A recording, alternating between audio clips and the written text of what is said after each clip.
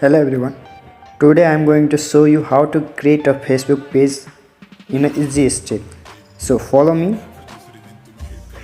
Just go on pages. You have to keep in remember that you have to create a page on Facebook, not on Facebook Lite. So click on create. Get started. Page name. Page name just as God. I am just taking a random name. Select a category. Basically you have to select a category in which you will upload videos or photos or post, so select it carefully. In my case I am selecting here business center. Create. Keep general bio, contact, website, email, phone number, address. You have to add all this. Hours, you have to add anything as you want. Just click on next.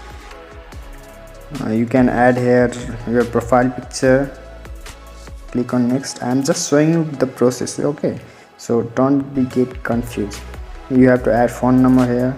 Select your country, then just get a code. Invite. You have to invite your friends. Page notification, you will, if you turn this on, you will get the notification on your main profile. Click on done, and as you can see that my page switch ad just so well. You can edit from here also. You can see, you can to add a study, see dashboard, write a welcome post, link your WhatsApp account. You can do many things. So this was the simple step to create a Facebook page.